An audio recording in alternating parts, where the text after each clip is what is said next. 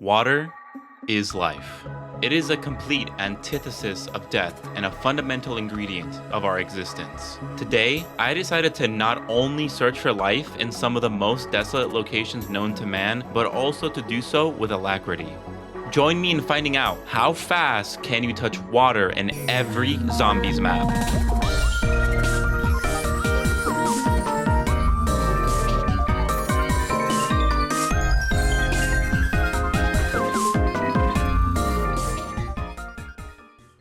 Before I begin, there are a few rules and conditions I must make clear. Water is somewhat difficult to find in some of these maps, so I allow some leeway in terms of what counts as water and what doesn't. Anything that is composed of more than 75% water will count, with some exceptions. Perk sodas won't count and neither will snow. Well, kind of on the snow part. You'll see what I mean later. Grass is made of 75% to 85% water, but we won't be counting that either. If you want to see how fast you can touch grass on every Black Ops 3 Zombies map, check out Rytre's video. When searching for water, I tried my best to be reasonable. If it makes sense for a normal person to be able to touch water in a given situation, then we could safely assume that they are indeed touching water. I'm also focusing primarily on the map and not the game. Some maps exist across multiple games, and in that case, I will go through every version of that map to find the quickest way to water. And one last thing, don't take these rules and conditions too seriously. It's just a guide I use to identify and find water in a way that I thought to be more interesting and fun. With all that out of the way, let's begin.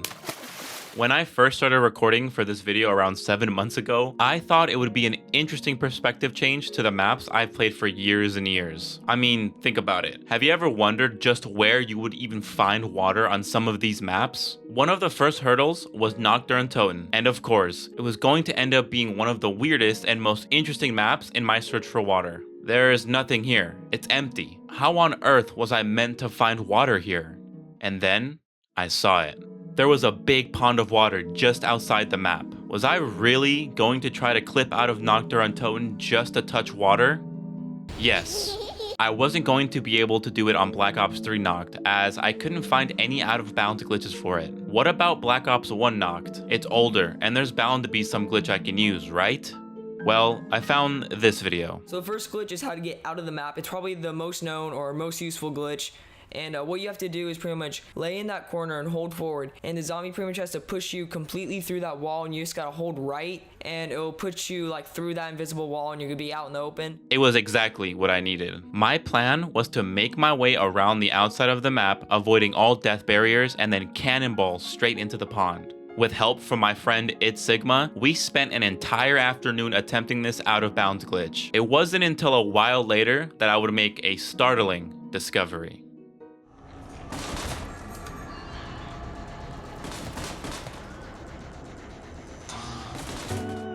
There was no pond on the Black Ops 1 version of the map. Disillusioned, we started looking elsewhere for water sources. That's when Sigma discovered this. Oh, okay. Oh wait, there's water right here, right in this barrier by Mule Kick. This is a big pool under the truck. Comrade, share your ammo with me. That's water. Throwing a grenade under this truck caused the water to explode upwards, and I believe that one could reasonably argue that some of that water would splash onto you. But I know that might not satisfy some of you. So we continued to attempt the out of bounds glitch over and over again, taking turns bashing our heads into the wall for a chance to see the other side, but we just couldn't pull it off. We went back to Black Ops 3, and that's when I would make yet another startling discovery. Murky rainwater. Water was right under our noses the entire time. As soon as you spawn, there is a puddle of water right below your feet. I can only assume it's rainwater mixed with some debris dust, judging by its proximity to the big open hole in the ceiling. So if the previous method of touching water didn't count, then this is the next best thing, and it was faster too. Starting the clock as soon as I gained control of my character, I touched water and Nacht Der Untoten in about 1 second. Going forward, I was going to be much more attentive to the details in the spawn. I'm going to mainly include runs for most of the maps and only show my research outside of a run whenever it's something interesting like it was in Nox's case. Verrucht was another quick one, but this time I actually paid attention to what I immediately saw in spawn, so I didn't waste as much time here. There are 2 spawns on this map, but one spawn allows you to touch water faster than the other. In this quick revive spawn room, it takes a little longer because you have to open the door to get to the water. And I will admit that this water is better to touch because it adjusts your vision to reflect the fact the water has actually fallen on you. Getting under this pipe and letting the water fall on me took 25 seconds. The Juggernog spawn room is a lot faster, touching water in just 1.5 seconds. The pipes leak a bit of water here as well, but not as much, just a few droplets. I followed these pipes to the end, and I'm pretty sure they're the shower bathroom pipes, so they must have at least some water. Thankfully, no out of bounds required here. Shinonuma is interesting because it's in a swamp. You'd think water would be a lot faster to touch than in the other maps, right?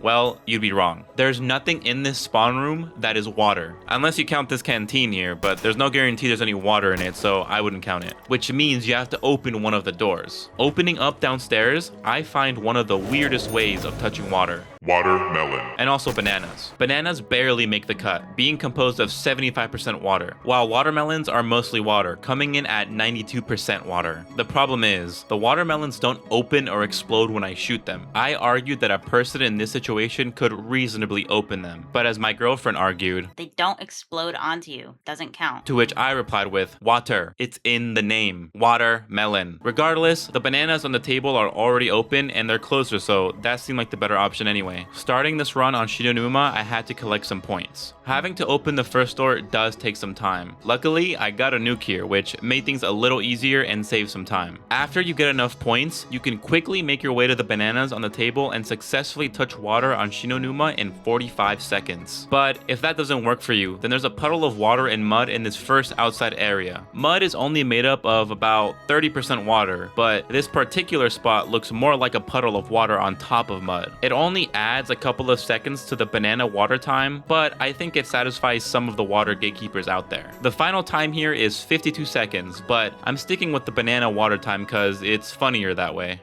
Moving on to Derice, or the Giant. You spawn in snow, so technically it's a time of 0 minutes and 0 seconds. But like I mentioned earlier, I wanted to exclude snow. I know some of the previous maps had some fast times, but I wanted at least some control over the game during a run. I found some ice or sleet within the spawn that is the next best thing that's not snow. I mean, it's all a form of water, and the time ended up being pretty fast anyway, so it's fine. I touched water on the Giant in a mere 2 seconds.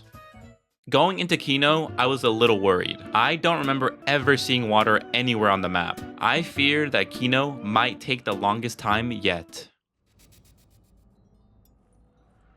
I take one step and I'm in a literal puddle of water. I was very confused why there was even so much water here in the first place. But as I looked around, I realized that the puddle lay alongside a mountain of burnt wood. I came to the conclusion that there was a fire and it was put out with water. It makes sense to me, so I'm just gonna go with it. I was able to touch water in 38 frames on Nacht Der Untoten. So this time was less than a second by 22 frames. Going forward, I'll be using frames instead of milliseconds because it's just easier that way. 5 is notoriously a difficult map, at least it always was to me. And for this specific challenge of finding and quickly touching water, it proved to be difficult once again. Black Ops 1 Zombies is not very wet compared to Black Ops 3, and it's even more dry in the Pentagon. There are no spilled drinks, no holes in the ceiling for rain to fall through, nothing. I actually need to speed this up because it took a while to find water here. I needed a lot of points to get down to the lab where things are a little more messy and chaotic. As I take the elevator down and enter the first door I can open on the left, I find some water dripping down from the vents above and even a buildup of ice on the walls and floor beneath it. At first I thought it was a broken air conditioner unit, but upon closer inspection, those are shooting targets on the wall.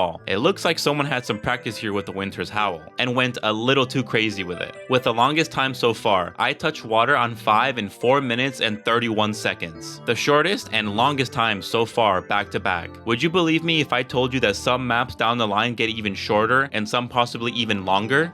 Well, I guess you'll have to see.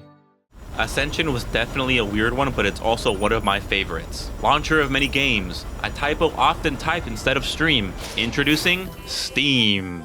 There's also this puddle of water here and these drops of water here, just for any nitpickers in the audience. And just to make sure that this is in fact holding water, even though a simple Google search of industrial water pipes will show you that they indeed are water pipes, I followed it around the map to find its source, and I found it. These top red pipes are leaking water. The biggest piece of evidence was the same pipe coming out of the back of these water containers. Now, I'm not a rocket scientist, but I believe water is often used in rocket launches. They shoot like legit thousands of gallons of water into the launch pad. This acts as a sound suppressor. Rockets make a lot of noise, and that noise can hit the ground and bounce back up, damaging the rocket and possibly even the occupants. The water helps in absorbing some of that noise. Pretty neato, huh? It could also just be coolant, I don't know. In Ascension, I touch water in 1 second and 20 frames.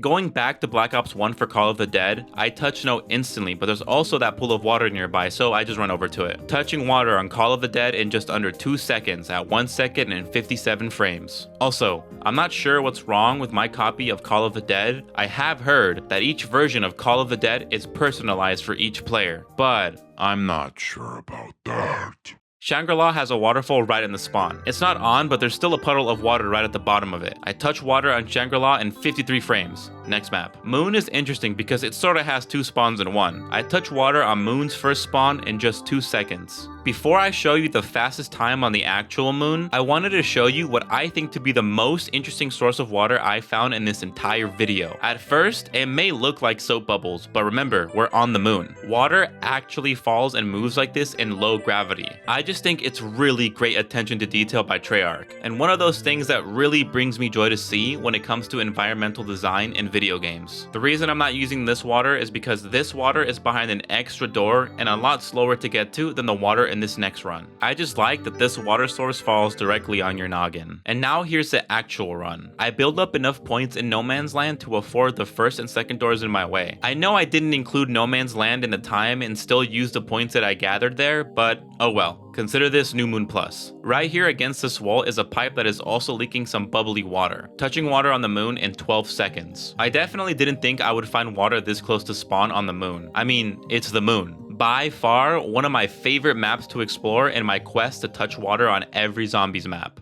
Alright, so that was every World at War and Black Ops 1 zombies map out of the way, which means the Black Ops 2 zombies maps are up next. Do you remember what state the Earth is in during most of the BO2 maps? How could a single H2O molecule even exist on such a dry and desolate planet?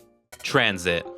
You might be asking yourself where I could possibly find water on this map. I had the same question going into this. I thought for sure there had to be a puddle of water in the bus depot or somewhere in town.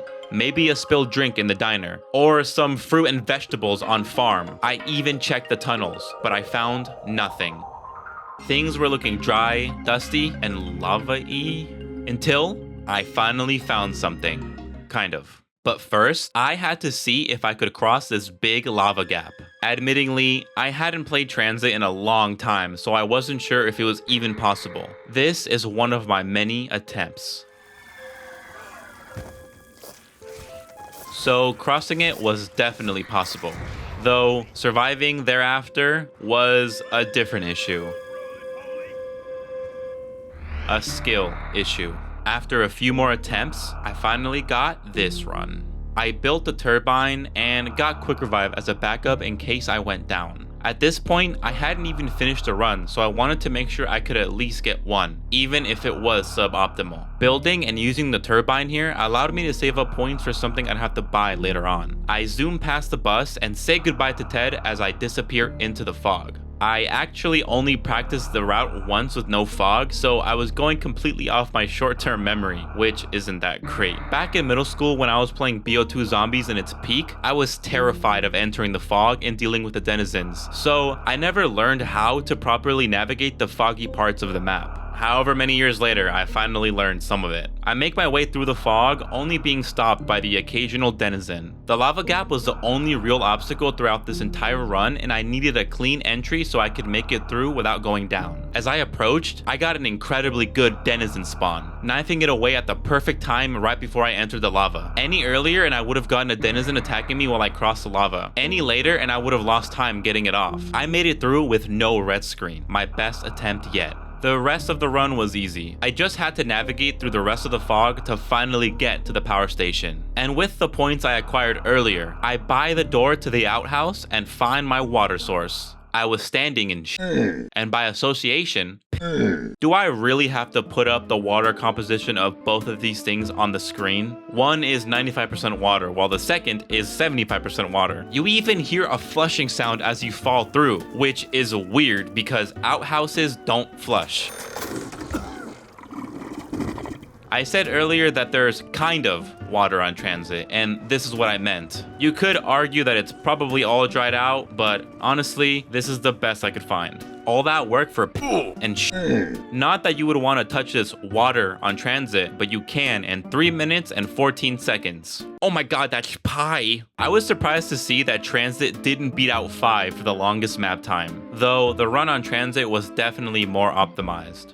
Nuketown Zombies is even worse than Transit, because after looking everywhere, I could not find any water. Nuketown Zombies had defeated me. This was the best thing I could find. At first, it seemed to drip down and look like water, but after further inspection in the floor above it, it was clearly something else. But what was it exactly? It was green and it was corrosive. But the cockroaches seemed to have a great swim in it. Were they just the first of many rad roaches to come? Apparently cockroaches can survive longer than humans in radiation. But this wasn't just radiation. This was like nuclear waste. After some thought, I concluded that this was toxic sludge, and those cockroaches are mostly dead or soon to be dead. I could not find nor touch water on Nuketown Zombies, giving it a time of... well, actually, the clock is still going. If you want to take a look around, be my guest. Maybe you'll find something I missed. Let me know if you find anything though, so I can stop the timer. Die Rise is probably my least favorite map of all time, but also one of the maps I was most excited for. I just knew it would have an interesting source of water somewhere on the map. First, you have to take the elevator down. Once you crash at the bottom, you can walk down the hallway, jump across the building gap, and then make your way to the other side of the wall to finally find yourself in a shower, which honestly is about time. On Die Rise, I touch water in 16 seconds. I wasn't too sure about Mob of the Dead, but as you'll see in a moment, this map was fundamental in the creation of this entire video, successfully touching water on Mob of the Dead in 5 seconds. The reason why this map is so fundamental for this challenge is because the water puddle here is proven to actually be water by the game and is not based solely on my interpretation of puddles. Up to this point, I was worried that a lot of the puddles I found in previous maps wouldn't count as water because it was hard to prove that a flat texture with no physics was actually water. Yet, here is a flat texture with no visual water effect being produced when you shoot it, and it was definitely water. Interacting with the high voltage panel puts you into the afterlife because, believe it or not, water and loose electrical wires are not a good mix for humans. This removes any doubt in my mind that flat puddle textures shouldn't count. Buried was a complicated one. I wasn't sure at first where I should stop the time. There was a lot of water once you fell into the caves. The first water droplets you can stand under clocks in at 8 seconds. But then there's water droplets that could reasonably hit you as you exit the slide, those with a time of 5 seconds. But the way down itself was a big wet slide, so technically as soon as you break through and start sliding, you would be touching water. I went with that because it was the fastest. I was able to touch water on Buried in just 3 seconds, the fastest of the BO2 maps so far. I thought Origins would be one of the easiest maps to find water on, but little did I, 1 second and 21 frames. It was. And those were definitely water pipes of some sort. I think it's funny that the water I touch here was not directly related to the huge amounts of snow and mud on this map. Regardless, we all knew this one would be pretty fast anyways. Before we get into the Black Ops 3 Zombies maps, I want to say that Black Ops 3 Zombies is very wet. Not sure if it was because Treyarch really wanted to show off the lighting system in this game, but each one of these maps has so much water everywhere. So let's speedrun through these speedruns. I touched water on Shadows of Evil in a record time of 0 minutes and 0 seconds. It's raining and the entire floor is practically flooded. I know I wasn't counting snow for not giving control of the player before touching water, but this is one of the few maps where you directly spawn in water in its liquidiest form. So I figured this would be an exception to the exception. I touched water on Horizon Drag in 2 seconds and 41 frames. There's snow very close, but I opted to only count the spot here that is melting due to friction. Or it might just be ice, I'm not sure. Regardless, there's water everywhere here, so the final time wouldn't change much anyways. Loading into Setsubo no Shima, I touch water in... Wait, is that water in the cutscene? And is that all 4 playable characters visibly wet on a ship in the ocean while it's raining? I managed to touch water on Setsubo no Shima in -1 minute and 58 seconds. A record-breaking time. All jokes aside, this one was a time of 0 minutes and 0 seconds as well. You spawn in the biggest pool of water of any map. You can even fully submerge yourself in water here. Setsubo no Shima is certified as the wettest map yet. Garada Krovi has a lot of water in spawn, and I was able to touch water here in 1 second and 51 frames. It's definitely water, based on the fact that the puddle is located near and below the big water fountain in the middle of spawn. There's no water in the spawn, but I checked both the Origins and Shang sides of the map for the next closest source. Origins side was the fastest, touching water in just 8 seconds. Revelations was the first and only one of the Black Ops 3 Zombies maps that require you to buy a door to touch water. And there we have it. Those are my attempts at touching water on every Zombies map. So, just how fast can you touch water in every Zombies map from World at War to Black Ops 3? Well, for most maps, pretty quickly. I got an average time of 28 seconds across all the maps, with the longest time of 4 minutes and 31 seconds on 5, and the shortest time tied between Shadows of Evil and Setsubo no Shima at 0 minutes and 0 seconds, with Kino right below that at 38 frames. Black Ops 3 had the best times with an average of 2 seconds across all of its maps, while Black Ops 1 had the worst times with an average of 48 seconds across its maps. Across all games and every map, I spent a total time of 9 minutes and 30 seconds running around touching water. I also spent an average of about 538 points to touch water across all the maps, totaling at 10,750 points, spending a high of 6,500 points on 5 and a non-zero low of 500 points on Revelation. I know that technically not every Zombies map was included in this video. It took a lot of work to research, record, write, and edit this video, so I wanted to make sure that this was something you guys liked before doing more. If you want to see this kind of video on Black Ops 4 Zombies through the newest installments, and possibly even the non-Treyarch games, like the video and subscribe to the channel. This will let me know that you want to see more videos like this one, and I will be more than happy to make more. Big shout out again to Jorts, and also to my friends Rytre, ItsSigma, and Brobo7 for their help and support. Links for any and all relevant sources regarding anything mentioned or used in this video will be included in the description. Thank you so much for watching, and remember to drink plenty of water.